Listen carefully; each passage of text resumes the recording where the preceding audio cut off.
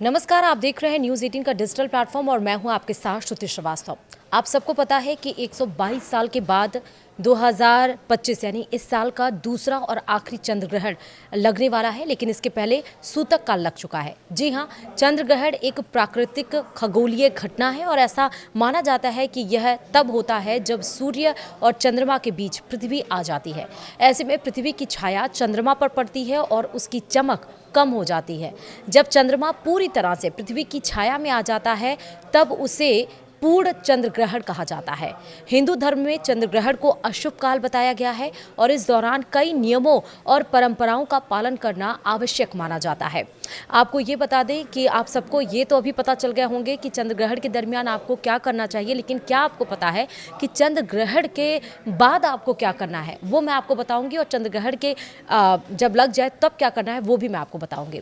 आपको बता दें कि इस साल का ये दूसरा और अंतिम चंद्र ग्रहण 7 सितंबर 2025 को लगने वाला है, जो भारत में भी साफ साफ दिखाई देगा। चंद्र ग्रहण रात 9:57 से शुरू होकर मध्य रात्रि 1:23 तक रहेगा, लेकिन अभी ग्रहण से पहले सूतक काल प्रारंभ हो चुका है, जो कि 12:57 से ये शुरू हो चुका है। और अब आपको बताएंगे कि चंद्र ग्रहण के उग्र होने के बाद आपको किन विशेष बातों का ध्यान रखना है और किन विशेष कार्यों को आपको करना है।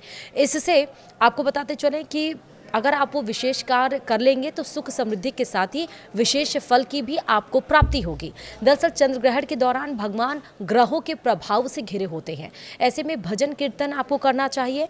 चंद्र ग्रहण खत्म होने के बाद स्नान जरूर करना चाहिए। घर में गंगा जल जरूर छिड़कना चाहिए और घर में जो भी सामान आपके फ्रिज में या आपके किचन में रखा हो, जो बाई चांस बच गया है, आप उसका उपयोग नहीं कर पाए हैं, चाहिए तो उसको गाय को खिला दीजिए। अगर नहीं भी खिलाना है और फ्रिज में कोई जैसे दूध या कुछ ऐसे जैसे छोटे बच्चे हैं तो उसमें सूतक यानी ग्रहण शुरू होने से पहले आपको उसमें तुलसी का पत्ता ज़रूर डाल देना है, ताकि उसके अंदर कोई नकारात्मक एनर्जी ना असर कर पाए।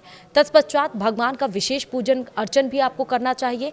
चंद्र ग्रहण देर रात्रि में खत्म हो रहा है तो घर के मंदिर या पूजा गृह में भगवान की आराधना ज़रूर करनी चाहिए। चंद्र ग्रहण खत्म होने के बाद अगर संभव हो तो दान इत्यादि भी करना चाहिए।